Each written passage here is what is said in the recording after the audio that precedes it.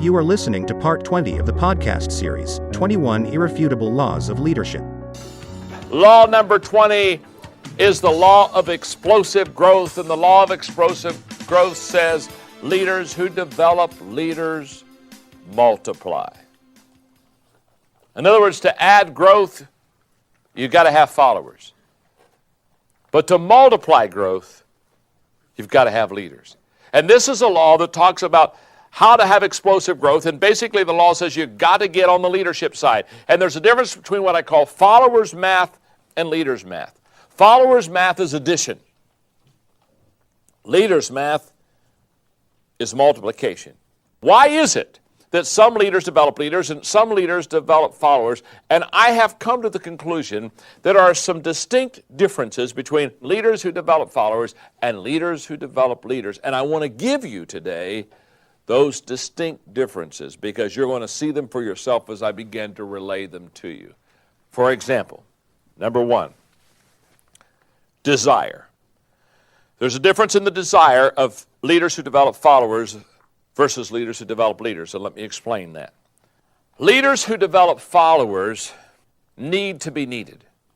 In other words, they want people to need them. They love the fact that followers say, oh my goodness, I need you, I couldn't make it without you. They love that. So leaders who develop followers, they need to be needed, where leaders who develop leaders want to be succeeded. And there's a world difference between those two. You see, leaders who develop leaders, they say, my goodness, I hope somebody will succeed me. I hope somebody will rise above me. I hope somebody will do better than I do. Boy, I hope I pour my life into somebody that someday they're way up here and I can look and say, look, I helped develop them. Leaders who develop leaders want to be succeeded. Leaders who only develop followers, they just want to be needed. They want those followers to tell them how important they are, and I couldn't make it without you, and you've made my life. They want to hear that. It's very ego-satisfying. You see, leaders who develop followers to get their ego satisfaction from people that need them. Leaders who develop leaders get their ego satisfaction out of watching the people they've developed literally pass them up.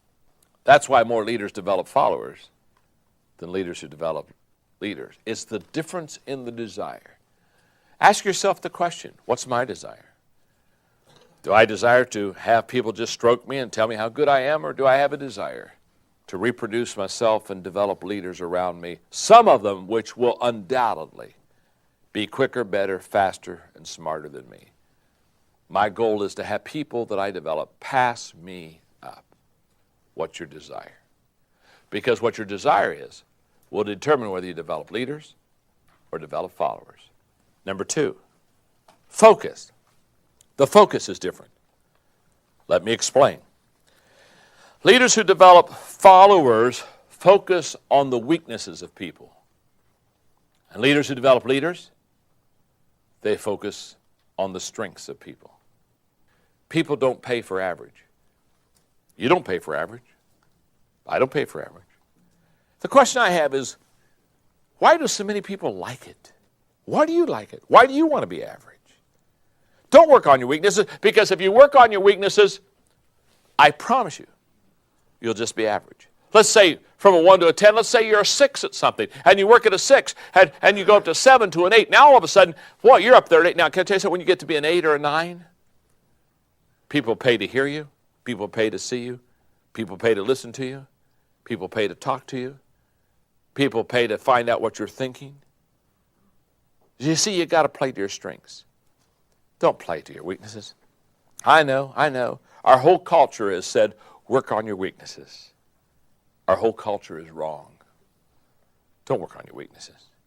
You see, leaders who develop leaders, they're equippers. They look for the strengths in their people and they work on them. Leaders who develop followers, they work on weaknesses and never get a return on the weaknesses of their people and wonder why their company is not successful. Number 3, priorities. You see, the priorities of leaders who develop followers and leaders who develop leaders are different. Let me explain to you what I mean by that. Leaders who develop followers devote attention to the bottom 20%. And leaders who develop leaders, they devote attention to the top 20%. A world of difference. Number 4 is abilities. Leaders who develop followers are good leaders. But leaders who develop leaders are great leaders. Leaders who develop followers are good leaders because perhaps that's all they can attract. But leaders who develop leaders, they're great leaders.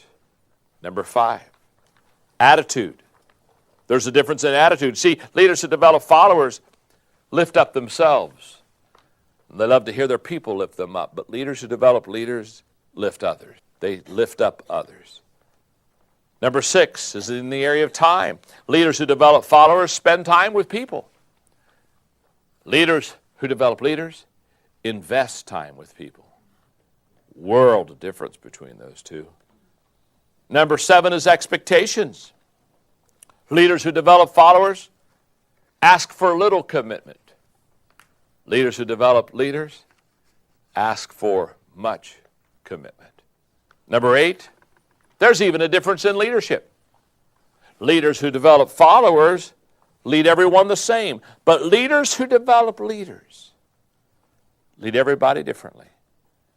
Because they realize that not all people are motivated by the same thing and have the same values. So they understand that you lead people according to who they are, not according to one similar plan for everybody. And finally, the 9th difference between leaders who develop followers and leaders who develop leaders is this one: impact. Leaders who develop followers impact this generation. And leaders who develop leaders, they impact the next generation.